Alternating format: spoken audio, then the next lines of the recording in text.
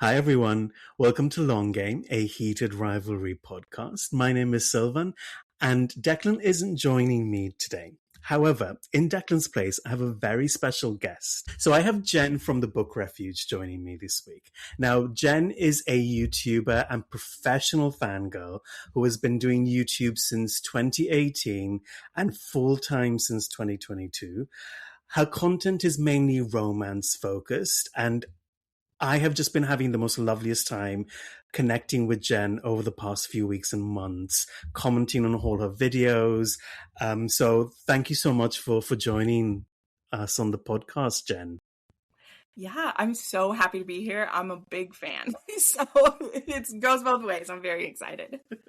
That's so sweet. And having looked at a lot of your content, I was like, Jenn knows her stuff. She is, and I know we said you are the professional fangirl, but you are the professional fangirl. That's right. For romance especially, that's what I'm all about. Any kind, anywhere, let's go. So, very happy to be here. Yeah, and how we connected was, I think, over Instagram and then YouTube, and it was through the comments that we were leaving on each other's content. And it took me a while, and this is how dense I can be, it took me a while to connect that the same person I was commenting on your videos on YouTube was the same person I was commenting on Instagram. Like, it took me a while, but I got there. Yeah, I was a little bit stalking you guys, but it's all good. It led us here, so it's going to be fine.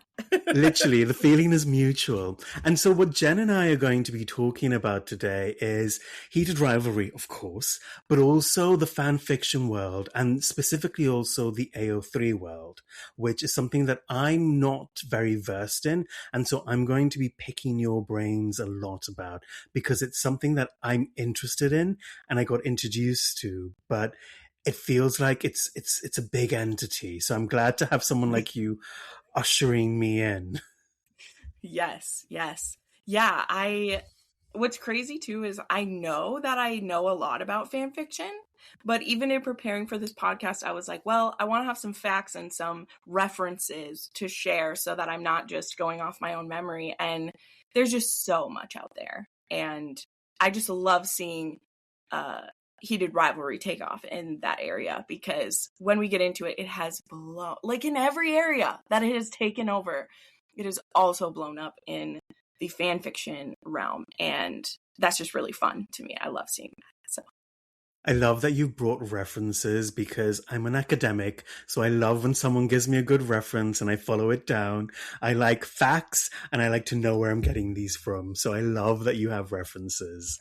Yes.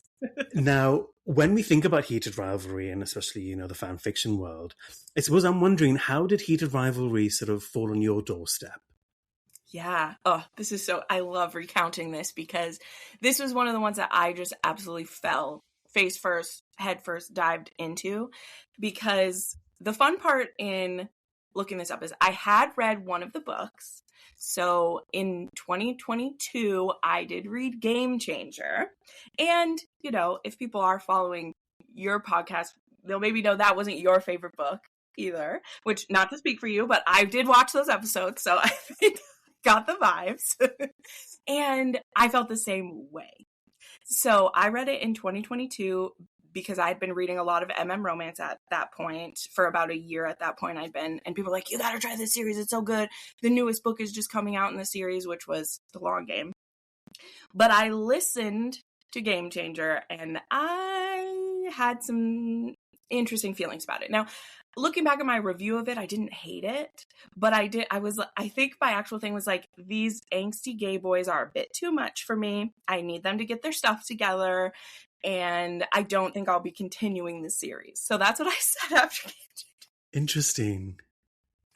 But then the next phase of that is, fast forward 3 years, and in November, I found out about the series when HBO picked it up. That was the first I even noticed about it, because a bunch of my friends started posting the trailer, and one particular clip was shared of the locker room.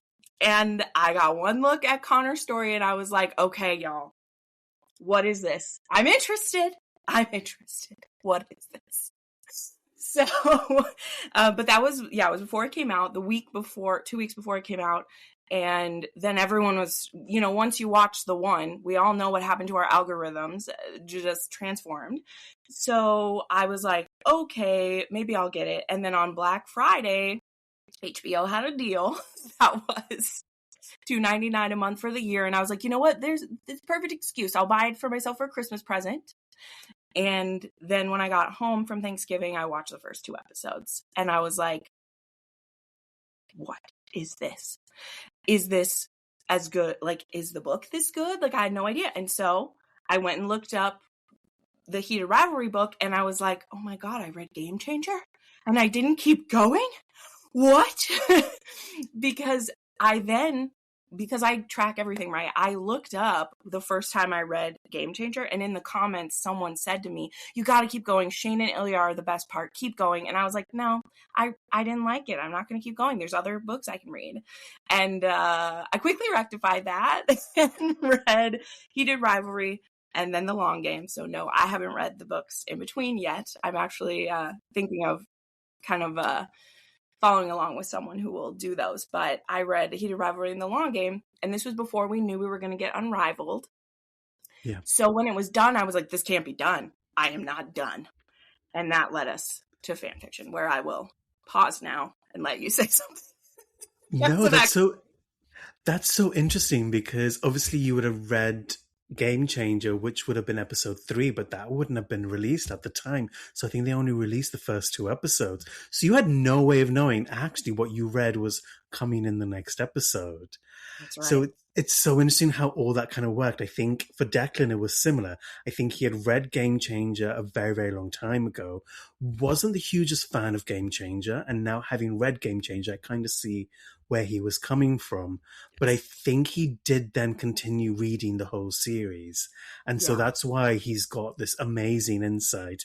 And somebody left a comment, which is really interesting and funny, about how Declan has to really hold back sometimes from spoiling some stuff for me, because I read so slowly, and obviously, I'm still on Heated Rivalry, and so I'm really taking my time. So I don't know what's coming. And so I'm coming up with all these hypotheses and all these speculations, and Declan just has to take a breath and just let me finish. And then we have to move on to the next topic. Yeah, it's great. I love it. I do. It's honestly like, it makes me so giddy sometimes, because the amount of the episodes I watch where the words that come out of his mouth are exactly what I would say to my friend, I'm just like, oh my gosh, that is so it. And I'm like, his restraint is amazing to me, because I should also interject in here too, like, it was after episode 2 that I read those books. Like, so when episode 3 then came out, like, literally I read Heated Rivalry and Long Game in the 2 days after episode 2, because I was like, you left me on, we didn't even kiss. That is not acceptable. I need to know. So I was like, I even started Heated Rivalry at part 3. I skipped the first 2 parts and went to the next. Like, I was like, I must know now. Wow. And to your credit, you do read a lot of books. And having followed you on YouTube especially, like, you're very prolific with your reading. And that's why I think you and Declan are so similar. Like, you can just really go through a book, and it's not just, you're not just reading it. And this is what has come across in the videos that I've watched of yours. You're not just reading through a book and plowing through it as fast as you can. There's such nuance and depth in the reviews that you're doing, and the way you speak about it. It feels like it's really taken you a while to be with the book and absorb the book, if that makes sense. Yeah. Well, thank you. I'm a very character-driven reader. So if there's characters that I fall for, I will just, really trying not to make inappropriate jokes, I will gobble it all up if there's good characters.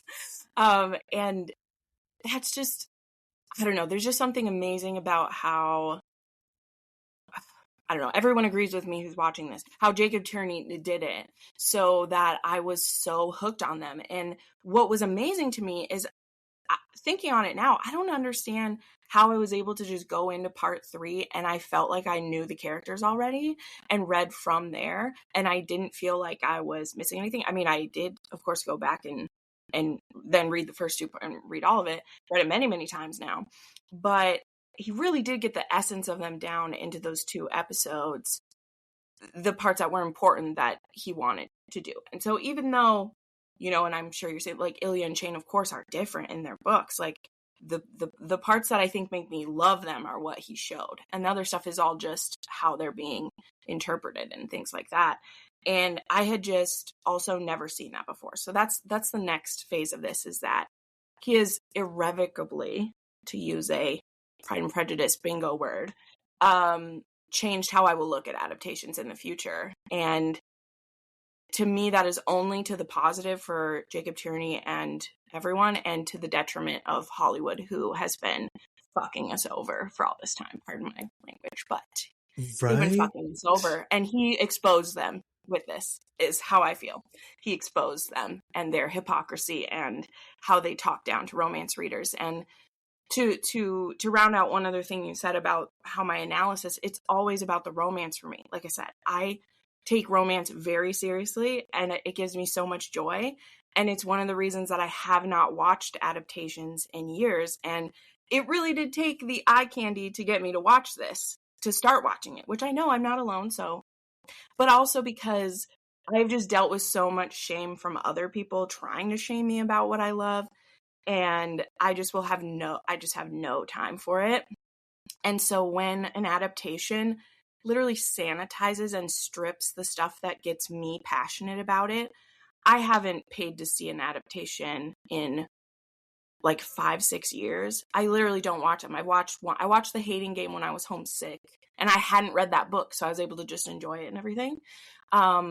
Because I'm just so sick of the bullshit that is adaptations. They want the adaptation to do it, and then they want to strip everything that builds a romance, because they don't understand why, I'm speaking from a woman's perspective, why a woman wants to read a romance.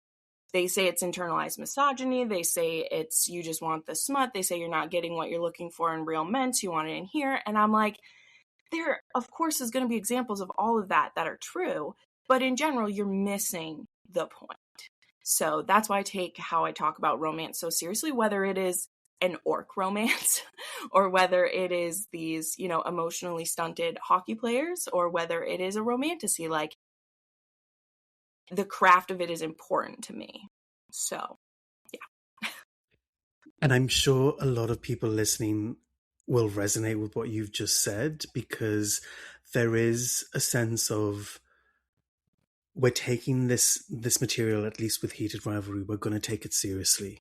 And you could see that from the very first episode. They weren't going to, you know, make it campy or make it laughable. They were going to take the material seriously. And in a way, it's sort of informed, you know, the approach that Declan and I have taken to the podcast. We've taken this seriously, and we've been authentic and genuine with it. And we haven't laughed. We've laughed along the way, of course, but we haven't made the material laughable, because it isn't. Well, because it's still joyful. Like, it's still joyful. And so of course, there are going to be points to laugh at and be excited about, but that doesn't mean it's not like emotionally impactful. And I just think this is a whole other part of my journey. I just think that the porn brain, and I don't just mean the actual stuff itself, has distorted people's minds so that they can't see emotional depth and intimacy anymore. And that is something I actively fight against. And again, not against the product that is that thing, but the mindset it gives people, that it's just like fast fashion, or that it's just like, you know, we're feeding the dumb plebes and they'll eat it all up and they'll say thank you. And it's like, you may make the box office hit at the start if you put pretty people in your show, but that is not why people are obsessed with Heated Rivalry. It is not that it's just, you know, two guys fucking and we haven't got to see that clearly before. It's the emotional heat behind it and the intensity and the love that it's such a simple story, but they're doing it the right way. And that's why it's hitting everyone.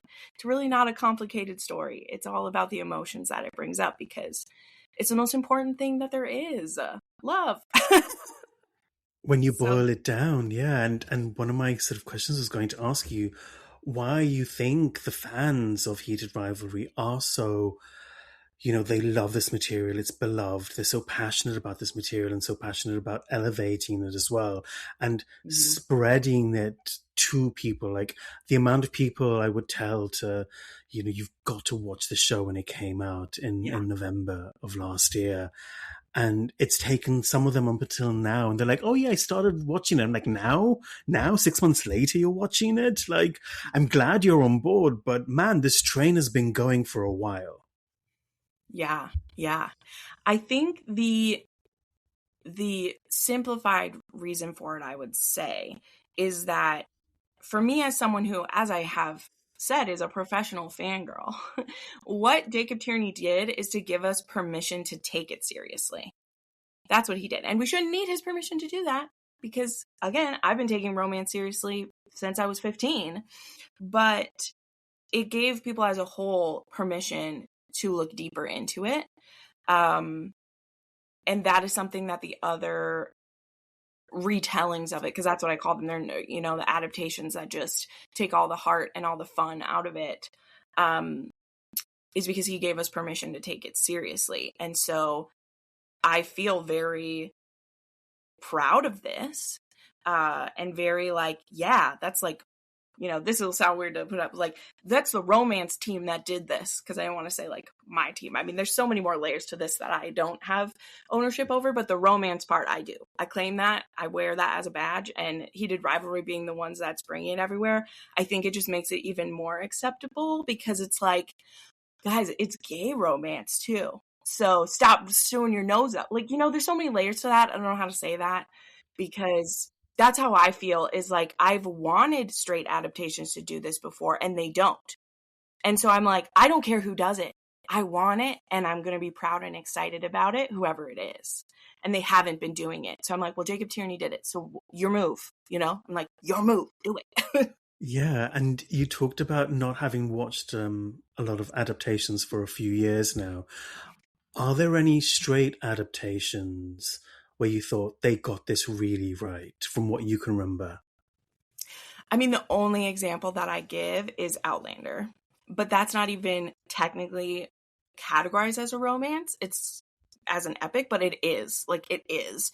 The author herself at different times has been, like, shamed out of calling it a romance, but it's literally, that is the only one that's been good. I've been watching that since for 10 years, but of new releases coming out, I don't watch them, so I truly can't tell you which ones there is. I've, like I said, besides the Hating Game and Outlander, I haven't watched any adaptations. So I don't know. I'm sure there are ones that are, and there's other channels and other people who they make it a point to watch all the adaptations. But even an adaptation of Sense and Sensibility, that's actually the last one I watched on Netflix, and I got rid of my Netflix subscription after Sense and Sensibility because I was so offended, Silvan. I can't even tell you how pissed I was of what they did with Sense and Sensibility. Okay, Bride and Prejudice made me happier than this, like, because that's fun. That's fun. But Sense and Sensibility we're trying to be an accurate retelling, and they just it was so offensive to me. Anyway, get it. Is that the one with Dakota Johnson that was released a few years ago? See, I haven't watched it, but it felt like they were breaking the fourth wall quite a lot with that. Am I imagining the same one?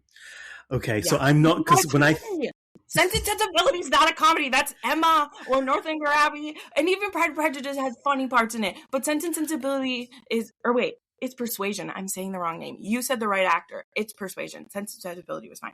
It's Persuasion with Dakota Johnson, and that's what I meant. I'm sorry, getting it mixed up. Persuasion is not a comedy. It is a spinster who lost out on love, who's getting a second chance. And yeah, talking to the fourth wall. I'm like, what is this? This is in Mansfield Park. Why are you talking to me? Why are you? Oh, anyway, see, I love Jane Austen adaptations. Okay, come on. So when I think Sense and Sensibility, I think of the Kate Winslet one from, like, is it the 90s? Colonel Brandon. Come on, Colonel Brandon. I mean, you couldn't go wrong with Kate Winslet and Emma Thompson, and they were just peak. Like, it was just And It's you one know, of my when comfort movies, so adore it. right?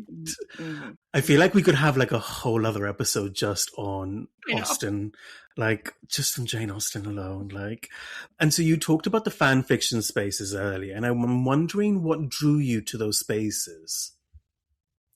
Yes. So my fan fiction journey is so much fun because I didn't even realize when I first got into it, which was in 2021 is when I got into fan fiction. So come back to that in a second. I had read some as a younger person and I didn't even realize it. Like I didn't realize that After by Anna Todd was a real person fiction. You know, that's RPF, something we'll talk about terms later, but I didn't know that's what I was reading. I had read some Claraline. Do you know what that ship is? Do you know that No, ship? tell me. Klaus and Caroline from the Vampire Diaries. I read a few of those. Very, very obsessed with those. And so I read some of those on Wattpad. I didn't even know what I was reading or what was happening or whatever. I read some of those. And then it was many years later that, and I did read 50 Shades of Grey. Also didn't know that was fan fiction. My friends were just passing it around. I read that. So there definitely had been some, ones that were getting pulled that I read. And again, I know we'll go to that. But so I kind of was aware of it. What got me into it, this is being completely real now, was this fan fiction called Manacled. Okay, and I don't know if you heard of that in your research, but that is a Dramini mixed with Handmaid's Tale fiction. And I didn't get into this because it was fan fiction. I got into it because one of my best friends was like, girl, I heard about this on TikTok and it's amazing. And so she did what I do to everybody and she spieled out all the things I should like about it. She's like, it's Dark Draco, it's Hermione's in captivity, but she's lost her memory and like, blah, blah, and I'm like, what are you talking about? I don't understand. But she sent me the doc, which is, it's like 1,000 pages. And I just started reading it and I read nothing else for 5 straight days. Wow. Like I was reading it. And in fact, I'll show it off. For my birthday, when I turned 30, she hand bound me a copy of it. This is how thick it is. So for people who are listening, Jenn is holding up something thicker than the Bible. Yes. Like, and this is chunky. Just kidding. But yeah, 942 pages is how long the bound up. But she handed this for me. It is so precious to me. I love that. I cannot actually read it. It's just for me to look at. But she got me to read this. And like I think will happen to many people and has happened and will, is once you get into a fan fiction, even if you have no idea what you've stepped into, you don't understand what's going on, you just know that it's giving you all the things you wanted, but an author never gave you, and is taking things that you already understand so it doesn't have to be explained to you, but these characters are kissing or killing people or falling in love with the people they're not allowed to fall in love with. It is so like it just taps into you in a way that I just can't put it into words. So this is how I entered the space in 2021, the December of, and I just, because I'm an official fangirl, we've established this, I was like, what is this? Get up out the way and let me dive in. And then in the next year, I think I read 50 different ones within the HP world, all different pairings. That's when I started reading slash fiction, which we'll discuss that definition. But and then also I read my first Drarry fanfic, which is the Draco and Harry pairing, and queer pairings and thruples and more than that are all over the fanfiction space. And I was like, oh my gosh, didn't know I needed this in my life. Let me read something with wow, I just forgot his name, Lucius and Ginny, and let me read Fred and Hermione, and let me read all of these things. That's really interesting. You talked about Wattpad, and I've definitely heard of Wattpad because my friend is a regular user. Is Wattpad still a thing, or has everyone just shifted to AO3 now? Right. So Wattpad is still a thing. I have not touched it since I was reading those back, literally a decade now back. But when I was getting ready for us today, I did do some research on it. The thing that makes WAP had a little different is that you don't just write like fan fictions only there. You can also be writing your own stuff there. And the thing that makes that place a little bit tricky is that there are options to be paid for your writing there. And though it's not supposed to be fan fictions you can be paid for, having fan fictions on a platform where you can pay for access to certain things, it's not the smartest thing to do. Get into the legalities soon. But yeah, so AO3 is really the powerhouse because they've just went about protecting fan fiction there, and they have rules in place for it, but also they have a legal team that protects stuff there. Like, it's wild. So Wattpad, I couldn't even speak on it. Maybe some of your listeners or viewers will have more to add about it, but I do know it's still around. I know people use it, but I do know there is a bit of like controversy or uncomfortableness, the fact that there are parts of it that you can pay for.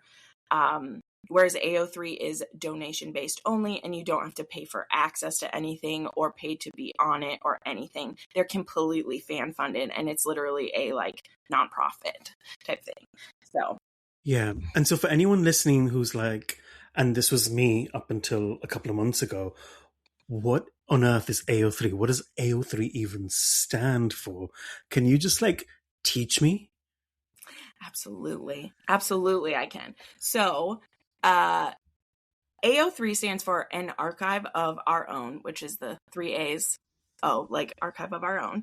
And it was started in 2008, and it's a non-commercial and non-profit site that hosts fan fictions. Okay? Like millions and millions and millions of fan fictions for every possible pairing you can think of, in every language you can think of, just all of those things.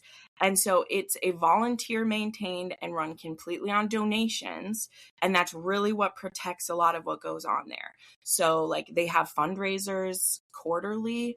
In fact, they just had one that raised almost $400,000.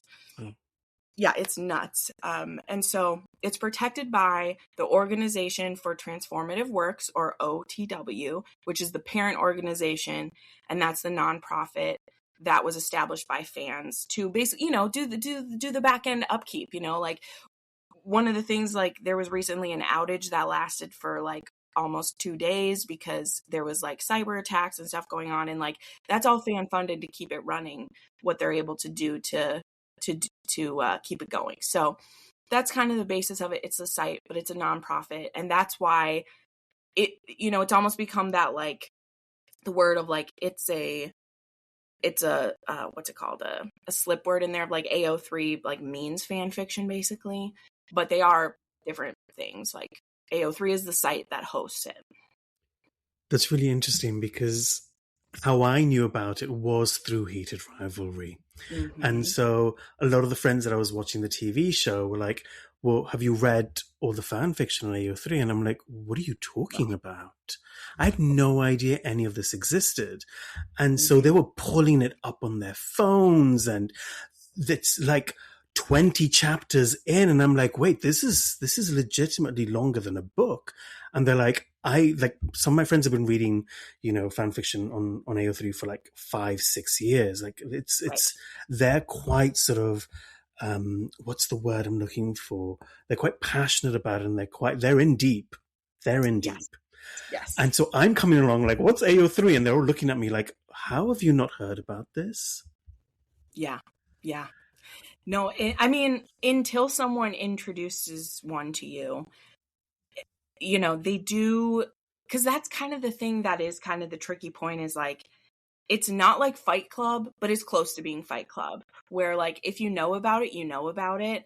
And it's also one of the things that I've tried to be very careful about as someone who is like talking about them. I am not reviewing fanfic, so I won't rate it, and I try not to make any dispersions on the quality of writing or any of those things, because that's so not the purpose of it. But because I'm a fangirl, I'm like, people need to know, like I need to tell you about these things, because some of the stories I've read there are, well, and this is a point I was trying to make.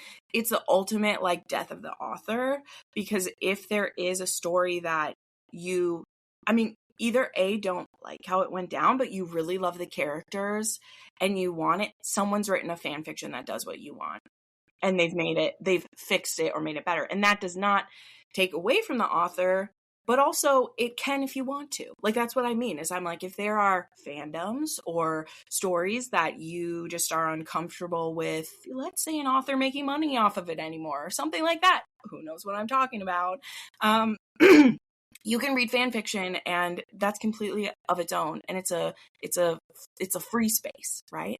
So there's so many beautiful things about it. That's really interesting, because as an author, and I'm not an author, I don't write, if an author has an idea for a sequel and somebody just so happens to have covered that type of idea in that AO3 universe, I can't even imagine what that does, because that's already been explored by fans and there's been a response to it. And where does the legality sort of sit with something like that, where people are taking the characters you've developed and, thought of and meticulously thought of, and they're creating this whole other story? Yeah. So I'll be honest, this is something I had to do some research on because I was curious about it. I've always heard it's free, it's fine, it's a gift economy is what they always say, that you can't be making money off of fan fiction anyway. But then we see certain stories get pulled for publication. What does that mean? And then the thing, like you said too, of if, the perfect example of this is Heated Rivalry. As I'd mentioned, I didn't know there was going to be a third Shane and Ilya book coming, and I just felt unsatisfied with where they were left at. And of course, fanfic authors are like, I got you, let me give you a million scenarios. But then we get an announcement that Rachel's doing it, and I almost had this moment of like, oh my gosh, should I just stop now and wait for this? Because I, of course, will honor whatever she chooses for them. But to me, like, fanfic is so separate from that anyway that I'm not going to hold her accountable for the story she's going to choose to take, which is the true story. Like, it is, like, they're her characters, what she wants to do, it is. However, there's just something so fun about it. But anyway, okay, let's get into the legalities. I'm sorry, I will go on a whole track with that. So the thing to remember about fan fiction, or not remember, to learn for the first time, is that this really only became a big deal with like commercialization and like merch and like owning the entities of your characters, which we can, very much blame kind of Disney for. Like, there's literally the fan fiction law, like, is like, it's Disney's thing, like with owning their properties and stuff. But some fascinating things I went into research on, which I will share these references with Silvan, because I watched this amazing woman named Jill Barup did this 8-part series on how we are where we are today. Because fan fiction only became like illegal to make money off of it very recently, right? Like, going all the way back to when the printing press was created is when there started being copyright law. And that is when you had to be careful about how you were using characters that already existed, right? And it's literally called, I think, like Anne's law or something. Like I said, let me find. Oh, the Statute of Anne is when copyright for any work that already existed was put in place, as well as 14 years into the future, you couldn't take people's stuff. Well, that was in 1710 that was put in place, right? Wow. That's the first time stuff was copywritten, because they wanted authors to be able to make money off of their books. So you couldn't like just make your own copy of it or something, right? That's the idea. Again, the actual technical references, I will links. I'm using Jenn speak for this. But then we go, further into the future here. And now if you're taking those characters and making your own story and publishing it, you can get in big ass trouble, right? Because you're taking the copyright for that. So that is what the legal defense of fan fiction on AO3, like what they do there, because there's two like legal defenses for fan fiction. There's the work is transformative. So if you've changed it so much that it just doesn't even really tie back to what it was before, except maybe you've kept Shane and Ilya's names in it, to use an example, but they're like mermen now or something, like, right? Or the fan fiction is non-commercial. So like those are the things that are important about it. So yeah, that, and again, with Disney, that more had to do with they wanted to make money off their stuff. And so they made it so that copyrights lasted, 120 years after the author died or something like that. Like, it has this crazy thing now. So I think it's important to remember that is like, that's what the legalities are, is that as long as you're not making money off of it, there's really nothing any author can do. That's why, like I said, Wattpad, I don't know how they're keeping that legal over there and what the lines are, because, but it also comes down to like, is an author really going to take you for all you're worth if you are Joe Schmo writing fan fiction that's just for kicks and giggles and you have a Patreon? Like, are they really going to go after you? But then the other thing you asked the question about, what does that mean for an author? Well, that's why it's truly considered kind of a no-go space once an author becomes a traditionally published author to read fan fiction. Like, they shouldn't be reading fan fiction of their own works, because there was a case of an author who had been reading fan fiction of her work, and then one of her stories, and it's one of those authors who has like 18 stories in a series, and one of those stories was basically a fan fiction, and she thought, and I don't know, maybe really whatever, like, you're writing stories of my characters and now I'm just going to make it mine. And then that was one way where the fanfic author could like sue the author over what they did. Because she took her ideas about it and then tried to publish it. So that is the sticky thing you'll see some authors say, is they're happy there's fan fiction being written about their work. It really only boosts everything. But especially if they're still planning to write in that world, they really shouldn't be reading it. Though a lot of authors started as fanfic authors. Like, we know this. I mean, Rachel herself has talked about that she did. So anyway, I hope that answers some of that. It's so fascinating, because for me, I'm interested in how the minutia works, how the legalities work. How does it work if, you are a first-time author and you're sort of delving into the AO3 sort of world to test out your stories, but then you pull it because you've got a book deal coming, kind of thing. And Right. so I'm sure there are dozens, if not hundreds of instances like this, and these are the stories that I'm interested in. And I suppose you talked a little bit about how fan fiction is different from traditional publishing. You've got these big houses like Penguin, Random House, all of these things, and you've got the money and the marketing behind it. And the intention is, I suppose, to sell the book to make money, of course, whereas in these fan fiction spaces, the intention isn't to make money. Is that right? Well, it shouldn't be, right? It's, that term that I mentioned earlier, the gift economy, that's really what it's supposed to be. Is it's, the stories have given you so much.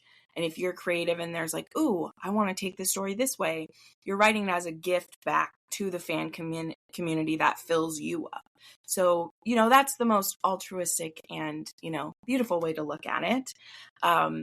Really, I think where things get quite sticky isn't even necessarily the people writing the fic, because that's what they're wanting to do. It's I don't know what else to call them, the predatory thing of capitalism, of people wanting to bind fanfics, make fanfic art that they shouldn't, and selling that. Because that's part of it too, is, that whole thing I mentioned about the copyright law, like, you can't just take these characters that aren't yours and then print copies of those books and sell them to people. And what was happening, particularly with the fic that I had showed, Manacle, that was a huge issue a few years ago, is these predatory people who were printing out copies and binding them and selling them, right? Like, this was completely a gift. The one I showed, my friend printed that, bound the book herself, spent hours and hours on it, and gifted it to me for nothing, like it was a gift. And there's people who they try to skirt around it, that, oh, well, I'm just charging for the supplies that it took to do. Like, there was all these things that popped up. There were these online presses that would make it, they were literally something that always existed, but now they were pushing the fanfic angle, where like, oh, you can just upload a document and print it off. That's not illegal, when like you're printing fan fiction and putting, and also people's art that they've commissioned, that is, you can make fan art and sell that to people as a commission, but you also aren't really supposed to say, like, this is Draco and Hermione and I'm selling it. You know, like, you can commission, no, I'd like to commission a white-haired, serious-looking man who looks dangerous. You know, like, you can, like... Yeah. You know, but even that, like, I have a Heated Rivalry cover that someone did for me, and, like, they weren't selling the book inside. They were selling their view of what, you know, they don't look like Hudson and Connor, so they're not selling their images. You know, they're just making something cool for people. So yeah, it's very interesting too, because people can also bind published books, rebind them and sell them. That's legal. I have one coming that I bought for my birthday. That is a gorgeous copy of Heated Rivalry with loons on the back and everything. It's so pretty. I was hoping he was going to be here in time to show you it. Maybe for the next time. But that's legal because they're buying the book. Rachel makes her money off of the book, and then they're putting a cover on it, and you're buying their time to do that. That's not the same as a fanfic work that's supposed to be free, and no one's supposed to make money off of it, and then you're binding it and selling it for $500 to someone. Wow. Like, that is disgusting. That is not the cost of supplies. I know how much the supplies cost. Like, that's not it. So it's like I said, it's the predatory thing of consumerism and capitalism, is that you have hyped up fangirls who want it as a trophy for their shelf or whatever, and that's where it can get really sticky. Right, because here's the thing, with a lot of fan fiction, authors could go after you for it. They could, but they usually don't, because it's just in the zeitgeist now that if there is, we're going to get into this, think about it, there's 35,000 Heated Rivalry fics right now. No. More than every day. Oh yeah, we're going to get into it. I wrote down the numbers. Sorry. Oh my goodness. That is only lifting the excitement for Shane and Ilya and the show and the books and all the things, right? Like, how many editions legally are there of Heated Rivalry out there right now? At least 5, I think we're up to, of ones. I've purchased 3 myself, and there's more coming. So there's plenty of money flowing to the people that it should, that the fanfic space should just get to be this happy and exciting space, whether it stays that way. Yeah. And why do you think Heated Rivalry itself lends itself so well to fan fiction? Yes. Well, first off, I'll say I have pretty much discovered that anytime there is a romantic pairing that anyone likes, it's going to go nuts. One of the things I find interesting about Heated Rivalry, and I actually had to kind of think about this, is really the only fanfiction I'd read up to this point had been about ships that didn't exist, is what I'd been reading, right? Like, again, Hermione doesn't exist. It's not, Draco and Hermione aren't together in the books. We don't get them. I had also read, you know, the OG one, which we could talk about this, Spock and Kirk, like, that isn't a thing. So it's like, make the fanfiction about it, right? Heated Rivalry is the first one I've read where it's a canonical ship that I still want more of. So for me, it goes back to what my experience was, as I mentioned in the beginning. Like, I didn't know there was going to be a 7th book, but when I was done, I was so into these characters. I don't know. It's so weird about which characters get you and what don't. Like, I can't put my name on that. I just knew that I finished The Long Game and I was like immediately rereading it. I reread The Long Game 3 times in a row. I was just like, wait till you get there, Silvan. Okay, Declan, your restraint is legendary, my friend. Wherever you at, I'm sending you love, because Silvan. I know. And Declan does such a good job at not spoiling it for me when we talk. And there's probably like 100 different things that he can talk about that he has to stop himself from saying until we get to the actual book. So I appreciate it, Declan. I really do. And I appreciate a lot of our listeners who leave comments and will say, this isn't a spoiler, you know, and they're mindful that I'm still on this journey. Yeah. But I finished The Long Game and, well, like 3 times, and I'm like, oh. And then one of my dear friends who, she's actually one who fed a lot of my fanfic. Like, after my friend who read Manacled, my friend never read another fanfic. That's the only one she read. And me, I'm over here like, why did you just leave us? Like, come on, let's go. With Heated Rivalry, I think it was just the emotional connection mixed with the show, mixed with the feeling the book gave me. I was like, I need more. And it has been, when did Long Game come out? 2023? So it'd been like 3. So I'm like, oh, well, this series is done. It makes sense. She ended it with that. I know she didn't really start it with them. It was the second book, but like, she she gave us this. We see where they're at. And I was like, I am not done with them. And so back to my friend, she's someone who I love her fanfic recommendations for HP, and she shared some for Stranger Things and with Walking Dead. And she was doing some Shane and Ilya ones. And so particularly there was a fic that is, and these, we'll get into some of our terms. This one was a post long game fic. And then it was a, continuation. So it was like, what's going to happen next? There was one called Next Chapter, and it was about the next 20 years of their lives or whatever. Kind of written in the same way that Heated Rivalry was, where there was time jumps to it. So it wasn't just it wasn't 300,000 words of everything that's happening for 20 years. And I was like, oh, that felt so satisfying. And next one. And then I just kept going, which led me to the AUs that I've read and all that other stuff where I went. But it started with me just wanting another, the next phase, which is, it's called Next Chapter. So it's perfect. And then when I was done, I was like, this clicked back into the part of my brain that loves fanfic and knows if there is any variation or change on the story that you want at all, somebody's written it. Okay, somebody's written it.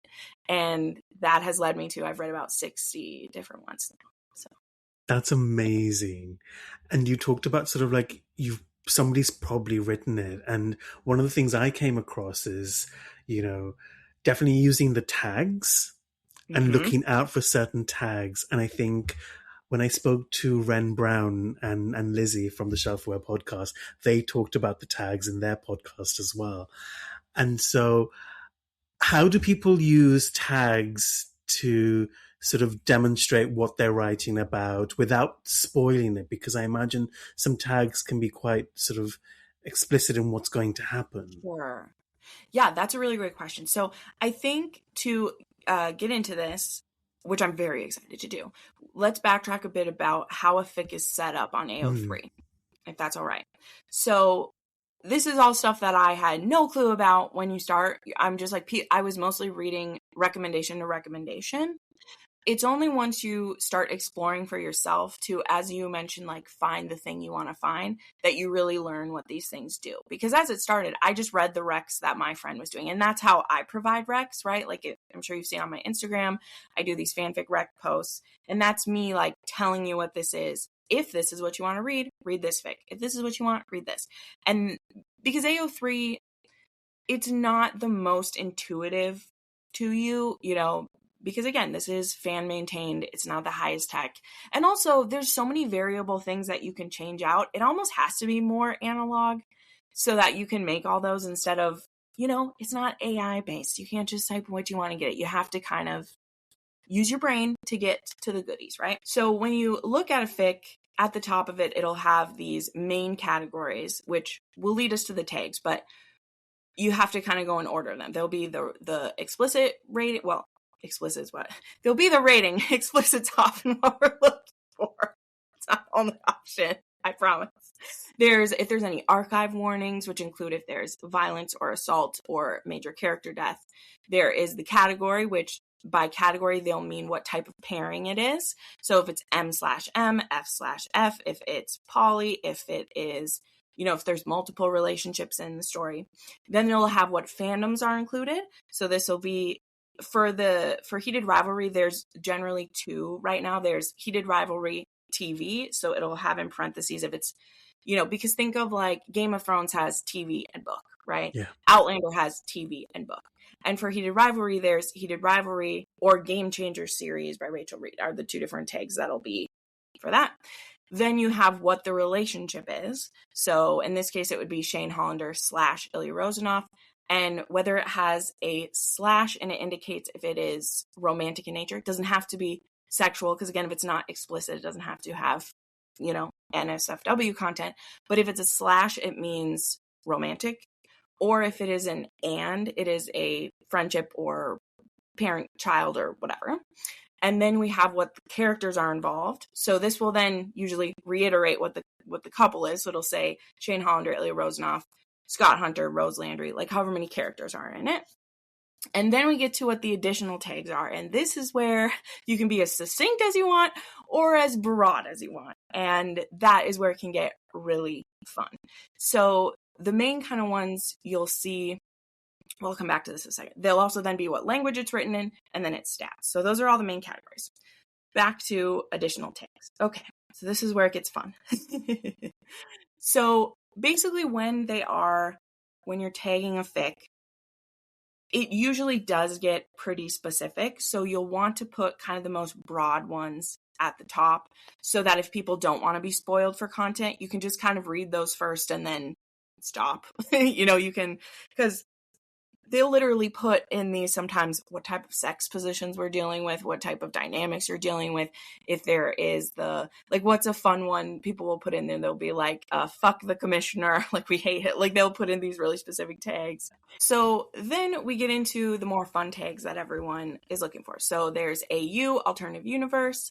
There is post book 6, the long game, which that's a long tag, but that'll mean everything that happened in the story was still canon, but it's picking up where that ended. A lot of people's favorite ones for this is married Shane and Ilya. That's a tag everyone really likes. There's Ilya Rozanoff loves Shane Hollander is a tag everyone really likes. And then it can start getting really specific about what people like. So, yeah. And I love the specificity, because if it's something that you're looking for in particular to almost scratch an itch, you can go specifically to that author or to that chapter, for example. And so I can imagine, though, there are sort of, if there's, and I'm not sure that this pertains to the Heated Rivalry fan fiction that exists, or maybe it does, I don't know, but where there are certain fan fictions that display certain violence or something like that, where it can be very, very specific with those tags, right? Yes, correct. So well, I'll just admit it. I like seeing them go through stuff. It's just a thing. We are all like, oh, they better give them an ATA. And then you go to fan fiction, it's just like, devastate you. We're gonna hurt you. So really the ones I really want to weed out is it has to have an HEA still. I'm still in for the romance. So if you're going to put my boys through something, it's got to be done, right? We got to finish it. But they can have archive warnings for like assault and for, like I said, major character death or things like that. And so those are very important warnings to have. But there is this one tag that everyone's got to be aware of. And this comes in the warning part that's called writer chose not to list. So that can mean anything can happen. And then you should really check the smaller tags and see like, okay, what are the warnings they're saying here? Are they going to surprise kill someone? So there's also a tag you want to look for that says angsty, but has a happy ending. I'm always looking for that tag because if you're going to, and also major character death. Well, who's majored you? Are you killing off Scott Hunter or are you killing off Ilya? Because one's not an HEA if you're killing off him. Okay. One of my favorite variants right now, like literally there's a fic that it will be in my top reads of the year, which is very sticky for me because again, I try not to rate books, but it's in my top books. So it has a rating in my heart, even if I'm not, I really am more like, don't give negative ratings to books, but there's this one called Miracle. It's just fic called Miracle. Yeah, I'm going for it because it's a plane crash AU. Okay. That is one of my favorite tags. Okay. Now, this is very difficult to talk about because there's something to do with a plane involved. And maybe you've heard that out in the universe. But in book 2, there's something to do with a plane. Or not book 2, book 6, there's something to do with a plane. Okay? And I'm trying not to spoil it for you. I appreciate it. I'm like, there's something to do with a plane, and everything is fine with that plane, though. Let me just say that's fine.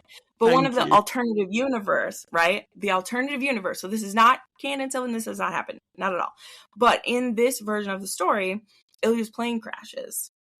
And everyone on the plane dies, except for him. Right? You know what? Awesome? This is giving me Grey's Anatomy PTSD. Well, it's a lot, okay? And I know that just sounds horrible. But the way that this fic plays out, I was absolutely riveted for the whole time through because it's set mid book 6. So like Shane and Ilya are together, but they're a secret. And then all these people have died. And like Shane is his like partner, right? So he's like, I need to be there for Ilya, but now to be there for Ilya, I have to out us. I have to make this decision without him because he is in a coma from his injuries. And it's Shane having to do it. I've read plenty of the fics where Shane's hurt and Ilya's like, okay, we're being outed now because I am not going back to work until my partner's okay. Which we would believe of him, right? We would believe of him, for sure. But in Miracle, Ilya gets lifted up as almost this like, Miracle. It's called Miracle. And he has to go to like every funeral and talk to every parent. And the commissioner wants to build a brand new team around him. And he just wants to curl up into sadness. And how would you there's all these characters you don't know yet, but characters we love who are dead. And that's a traumatic. Okay, I understand. Not everyone wants to read that story, and they're probably like, Jen, what the fuck is wrong with you as I'm talking about it? This is what my face is demonstrating. I'm like, why? Why are you reading that? Like, that just sounds so horrific. Like, we just spent so many books trying to get them to this good place, and now this fan fiction just destroys. It's almost like Grey's Anatomy with a plane crash meets Lost. Yeah. But what's great about it is that Shane is there the whole time, helping him through his healing journey. He has to get over any struggles he had with them being out. They're done. I mean, they're not done, but he is like, well, no one's going to hear about him because I'm going to be there for him. And his therapy and his mental health that he's there, like physical therapy and his mental health that he's there for. And also how Shane's parents are Shane's parents are like, this is our son, Ilya. Okay, we are looking out for him. And that will always slay me, whenever I get to see. Sorry, I can't go down the spiral, but there's also a fic where it's from Yuna and David's point of view. Oh, see, that I would read. I mean, you have so many books you have to get through. But it's a fic, and it starts, let me tell you, it starts with the dinner that they have. And their fic, it literally starts, the first scene of this fic, Silvan, is when Shane is outside with his mom and David is inside with Ilya. That is the first scene of it. And Declan and I have talked about, what do you think David and Ilya are talking about when Shane and Yuna are outside? Yeah. This is the stuff where it starts from, right? It's the what if and how would this happen? And I can see and what I've come across is people are such good writers. Because they're writing fan fiction doesn't mean they're of lesser quality. If anything, this is high quality stuff, and they're spending hours and hours on this.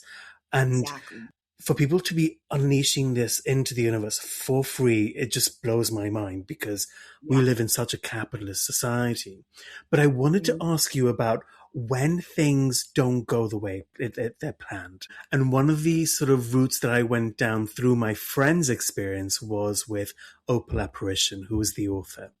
Now, I know Wolfbird is the name of the art that they created. Yes. Mm-hmm. And so I wanted to ask your take on what happened there, because almost the drama with that, and I don't mean drama in a bad way, but drama in what happened almost made me want to read it more.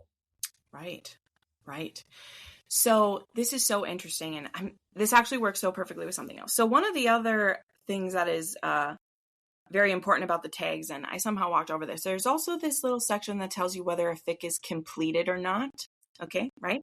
Because they're posting as they're writing usually. And even if a fic author has written the entire fic and then is maybe posting as they edit each of their chapters, people take this very seriously. Okay, so they're not, some people just write blind and put it up. That is absolutely fine. Some people, they've been writing fics for years and they have a process. They even have beta readers for their fics. You can trade beta reading. And the way that this involves Opal Apparition and the Wolfbird fic is that I started hearing about the Wolfbird fic pretty much as soon as I started reading it, right? Because in the same way that I keep referencing, Manacled is one of the most read fics in the HP universe, Wolfbird is like that for Heated Rivalry already, right? The Heated Rivalry tag exploded from, this I only know because someone else captured a picture of it. There was about 10 to 15,000 fics that were written just based off the books, okay? So there was the Game Changer tag that was just based off the books. So the Heated Rivalry fan fictions were already being written just based off the books. And then when the show came out, it exploded, okay? I prepared these notes for our discussion about a little while ago, there's already 6,000 more fics than since the last, like, because I just did an update this morning. So it's currently at about 35,000 fics that are under the Heated Rivalry TV tag.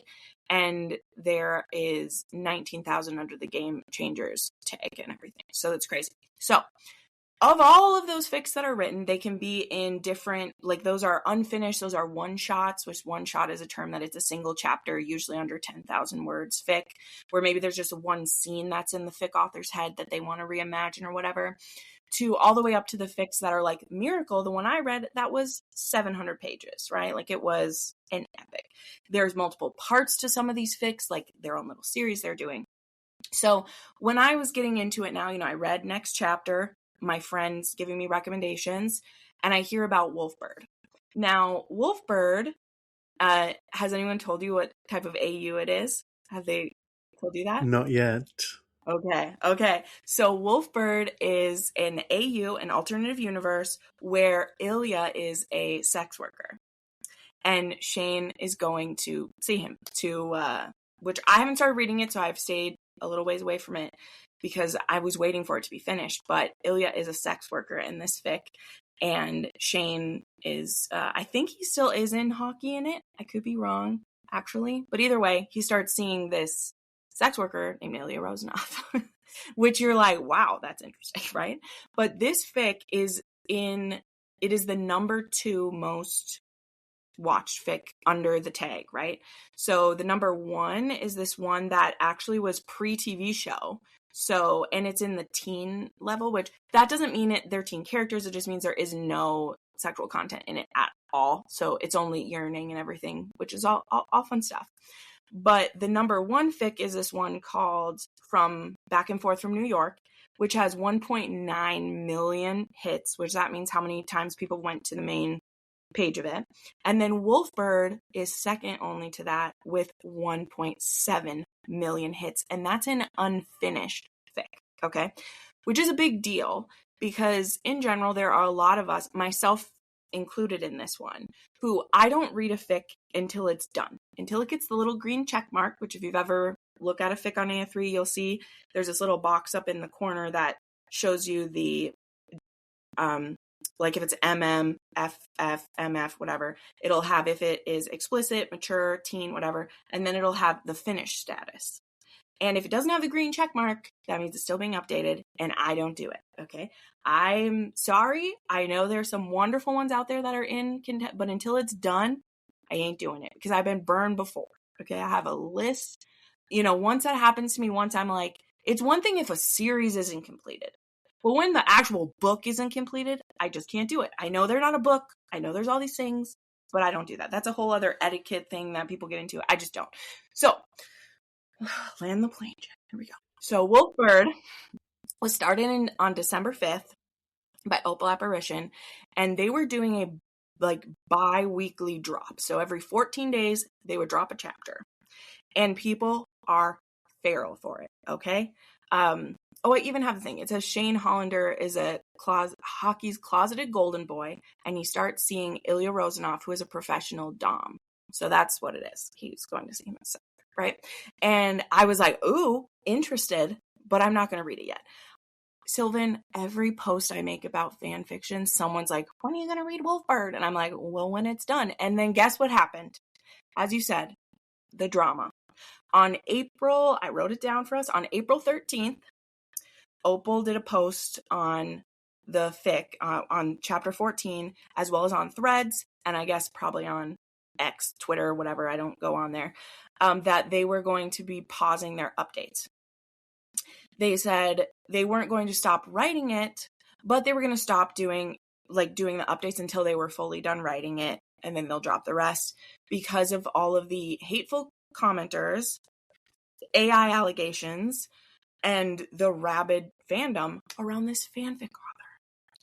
And it's absolutely nuts to me. I don't understand it. So I can share with you what the drama was and why they did it, but I don't understand it. I will never understand why you're attacking someone for posting their work, claiming their AI when they've been writing fanfic for years. This isn't Opal's first fandom.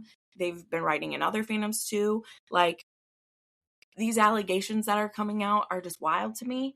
And then Opal, because this is for free, this is a side gig, why would you want, even if they don't know who you are because you're anonymous, if every place that you post, you're getting these hate comments about like, write this faster or give this faster, or, oh, I don't like how you're doing it. Like, that's a whole other level of drama that, at least an author in general, they have finished their work before they hand it to people.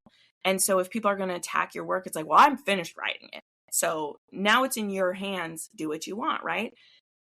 That same death of the author I mentioned for what gets us into writing fanfics is not the same type of like liberty or I'm trying to think of the right thing, or freedom that is offered to fanfic authors, because these are characters people already have so many opinions about, and your work is already a derivative work of someone's. Not that still can be amazing, as I have said, but people, just how relentless that would be when your work has 1.7 million hits. Okay, 1.7 million, that's insane. So that's kind of what happened. Opal basically was like saying to people like, I'm not going to stop writing, but now only my friends are going to read it until I'm done. That is basically what she said. They said in some of the other posts. And yeah, so I don't know. It's wild, man. It's wild. And do we know if they have released any further chapters, or are they still standing with that? No, I believe they've released in some of their other fics. So they actually have a fic I do want to read because it's finished, where Shane and Ilya are astronauts. Okay, interesting. And so it's like a Canadian and Russian astronauts who end up, I think, on the space station alone together. They have, I believe, released some other. I mean, talk about another rivalry too. That's one. Right. And then, but they aren't releasing more of that until they're done. And this is a whole other side thing too, like I said, of like why I don't read fics that are unfinished. Because though I have so much empathy for the just stupid hate that this person is getting, but I also am a practical person where I'm like, well, I want to read your story. And if you're never going to finish the story, whether because people chase you away or whatever, I'm sad that they did that, but also I'm not going to start your story until I can read it. So I was kind of like, oh yeah, everyone who's telling me I had to start reading it, joke's kind of on you, because I've seen this happen before. Never finish it. Yeah, and literally, I remember having dinner with one of my friends, and the meltdown that ensued from this, I think it was a thread post or something that they read, and I'm looking at him like, what happened? And she was legitimately upset, like genuinely upset. And I mean, I don't know if you can class it as, sorry? Well, I've heard it's so good. So again, the people who are already reading it, if it just stopped because the author is like being hurt, I would have been even so much more mad. I'm just kind of horrified as an observer to it, who's like, this happens to all nice things. We can never have nice things in some stuff. In the words of Taylor Swift, this is why we can't have nice things. And I don't know if you would classify it as cyberbullying or what this would come under, but there was just, from the sounds of what my friend was telling me, there was so much hurt and abuse online hurled at this author who's publishing their work for free, essentially. It felt like it was unwarranted. And we've seen this in other spaces, especially in the Heated Rivalry universe.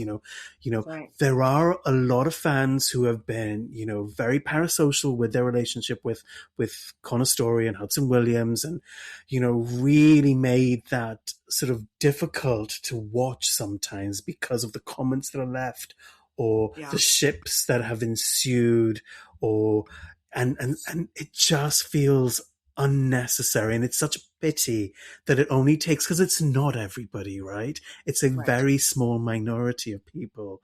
And but that's what gets magnified and projected to people, who aren't in the fandom, for example, and they're thinking like, these people are too intense. These people are crazy. These people are rabid, for example. Right. And it is a shame. It's such a shame, but I don't know that. I'm trying to be very careful with the words I use.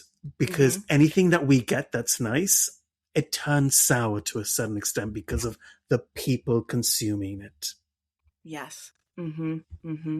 Yeah, that is something so interesting to me as like, I mean, it's not like I'm only 33. I say only because lots of life left to go.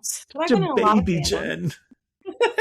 Well, that's why I'm like, I don't want to say like I'm an old hat at this or anything, but I've been in fandoms of things since I was 12. So 20 plus years of it now. And I remember seeing how crazy things were. But because, like, for the Twilight fandom, for those actors, I remember, I literally watched a documentary on that and I was like, wow, this was 20 years ago. And just how it kind of like wrecked these people's lives for a while, even though it is the thing that also gives them life. Like, I know that's, you know, but it's literally the thing that gives them this. And I see that a lot in, you know, I see that, I feel like I should say that of the actors where they're so grateful, but it's also like, but that doesn't mean you owe people everything. And that's such a hard balance because, so this was something I wanted to find a way to bring in. And I think this is a good place because part of the reason why I have went so hard into the fan fiction stuff and I'm loving it is it actually keeps me from getting to Parasocial because I put all my attention onto Shane and Ilya. My attention and my obsession is on Shane and Ilya, and they are fictional. I can be as obsessed with them as I want. And that's not Connor Story and Hudson Williams, who, in all honesty, are 8 and 9 years younger than me. And it feels a little weird for me to be obsessed with them. I'm just being real. I don't want to feel that way about someone that much younger than me. It feels weird for me. I'm not judging any of the cougars out there who feel like they got a shot or want to feel that way. But I'm like, no thanks. But I can feel that way about characters. And also, they're gay characters. There was never any chance for me anyway, but I can have as much fun with it as I want, read as many stories as I want, and then also just be happy whatever Connor and Hudson are doing. And I want to watch them and other things. I'm very excited about it. I'm probably going to end up watching a horror movie for them, which I hate horror, but I will watch it for them and support them. But it keeps me from being parasocial the way I see some people being, because to me, I don't know. And again, maybe this just is because I have fan fiction in my head and I remember fandoms from other things where like that is a place I'd rather put my energy and excitement than onto real people who A, can never live up to your expectations anyway, and B, they have better things to do. See, I'm never going to meet them or have a real conversation with them in real life. And it's not my business to. Like, I don't need to. That's not my place to do. And I just don't think all people in a younger fandom generation, and sometimes older than me too, because again, I'm not saying that it's only a younger class of fans. It does feel like it's that way because I feel like the box in our hand has erased some propriety and has erased some dignity that some people can have because you can so easily comment on them or, you know, feel like you can touch them with social media. Whereas when I was a kid, I bought the magazines and I listened to interviews, but I was never expecting to be able to like get my hands on Robert Pattinson or something, nor should I, right? But I think fans like have erased that distance so much. And because of all the reheats and all the interviews and all the cute, sexy, fun things they've done, the magazines, like people are just, they don't have the distance that they should have anymore. And for me, fandom is that outlet where fan fiction is the outlet of the fandom where I'm like, I can be as obsessed with this as I want. And I'm not like putting my hopes and dreams into a real person, which is, again, they're not. Connor isn't Ilya. He isn't. I think people forget this even when they hear him talk. And I'm like, that is not a magical Russian to you. That is a boy from Texas, a hunky man from Texas, but he still is not there to fulfill your every fantasy. But fan fiction can, as long as you remember that it's fiction. So anyway, that's my thoughts. Yeah, and in a way it sort of centers it back to the characters and to the art and takes away from all the other stuff. And for the most part, when I've gone to your videos and your channel, like people are genuinely lovely. I think what you have done there is you've cultivated this community that is banded around, you know, this collective positivity, this, you know, and you can read and you can genuinely really see that. So what you've done is actually quite a feat in today's YouTube age. Yeah. Well, I thank you so much. I mean, that's literally my goal of what the Book Refuge was when I started it, when I came up with that name.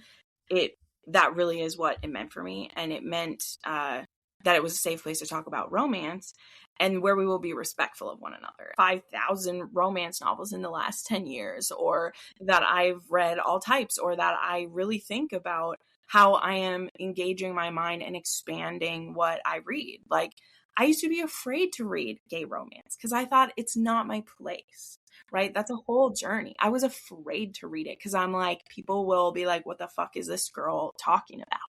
You know? Can I ask you about that? Because unlike Declan is very versed in the sort of romance sort of literature. I'm quite new to it. So I come from, like I did English A level and English literature, and I come from the Jane Austens, and that's what I read, and Shakespeare and Frankenstein. Like those are the things that I was reading. And so coming into this genre, it's been really interesting because, and it's just a conversation I've had with Declan, whereby I was surprised initially about how much of a large proportion of the fans are comprised by women of all different types of sexualities and pronouns, of course. And I looked to my gay male friends and I'm like, are you guys watching Heated Rivalry? And they're like, yeah, no. And I'm like, what? You're not? Like, who else is watching? Right. And so I'm like, what? Yeah, and I think a couple of them have caught on now, but they're not like reading the books and reading the fan fiction and consuming the TV show in the same way I felt I was at the time. And so what I want to ask from your perspective, what has it been like? Yeah, and it is interesting because I felt this way about a few different it feels weird to make that a subgenre within romance, but I've also felt this way about diverse romance too, that I couldn't offer an opinion because no one would want to hear it. And so I really stayed away. And then it was actually one of my dear friends who, she's a bit older than me, but she's like my bookish big sis is what I call her. She's wonderful. And she gave me this perspective as someone who's very learned in not just romance, but all, is that particularly as someone who grew up in a very like isolated conservative area, the only way I will get some lived experiences is through fiction. And that's just as a broad whole in general before we even go down to romance. And so to be afraid to read that is really to purposely keep myself ignorant, to experience other people's lives and how they go from day to day. Like it wouldn't be and like purposeful ignorance is kind of a weird way to say it too, because it wasn't out of a like, I don't want to read this thing. It was I just didn't have access to and or didn't know I should and or didn't think I would enjoy, right? And so romance is really the entry point for all of the diverse type of reading of all kinds that I've read, because I'm just looking for a really good romance. And when I had someone first recommend a gay romance to me, I actually hope this would come up because I wanted to shout out this book called For Real by Alexis Hall. Was one of the very first. I even went back to my Goodreads to find what is the first gay romance I read. I'd read one other before that, but it was a MMF where they end up leaving the F to just be together. And that was kind of a twisted one. But the very first romance I read was because I was looking for interesting dynamics in a relationship. And Alexis Hall has this book called For Real, which is it's a BDSM romance where the submissive is the veteran and the dom is brand new. And I just wept through that book because it was just all about like expectation and, what feeds our desire anymore. And like, what is the point of sex for some people? Like, but that had nothing to do with the genitalia of the characters in the story. It was all heart and just beautiful. And I cried so much. And then I was like, oh my gosh, this is a whole new sector I get to open now with all these new dynamics I never heard of. And again, as a romance reader first, that's just like having it's the same way when I first dip into fan fiction. I'm like, this is a whole new avenue I can try.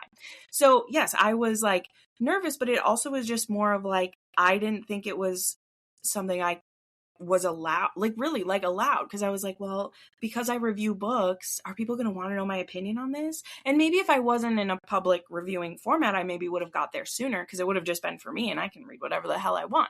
But because I review everything I read for the public, I was like, how can I offer an opinion if this isn't my lived experience? Well, the answer is, again, it's love.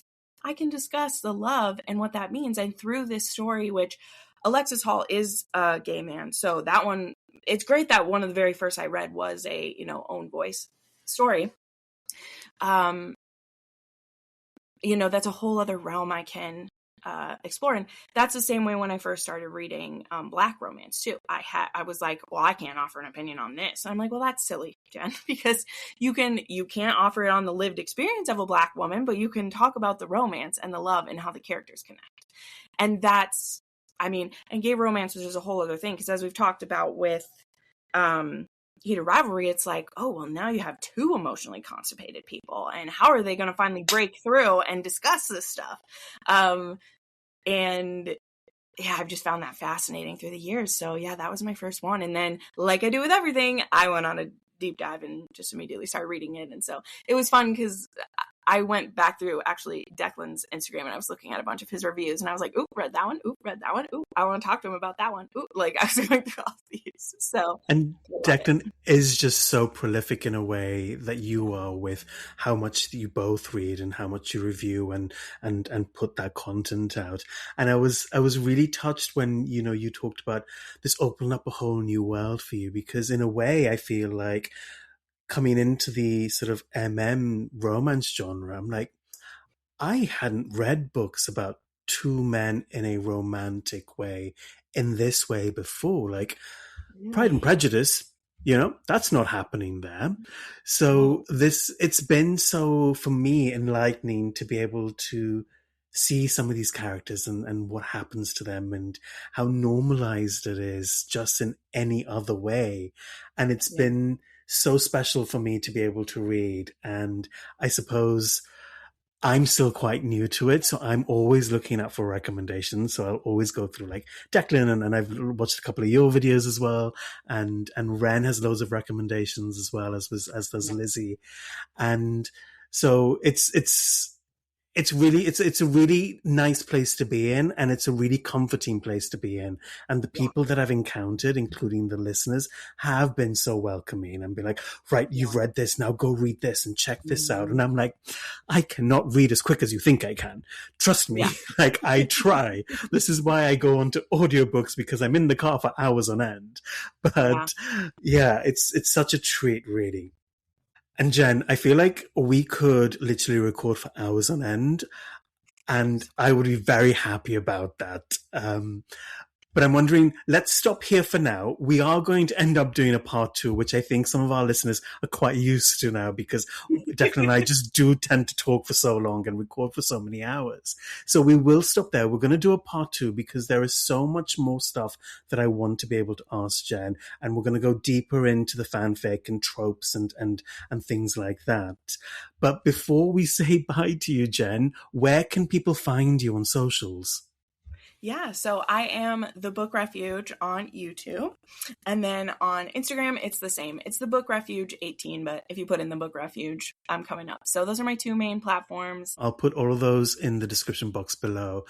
And just to remind everybody, we do have a fable. So Declan and I have a fable. We're currently on the last book. So if you're still reading The Long Game, or if you have read The Long Game, please join us for that. After that, we're going to be moving over onto the Puck Boy series. So if you've never heard of it, please look that up. Find the link in the description box below and watch out for part 2. And I can't wait to have you back, Jenn. I can't wait to come back. Thanks for having me.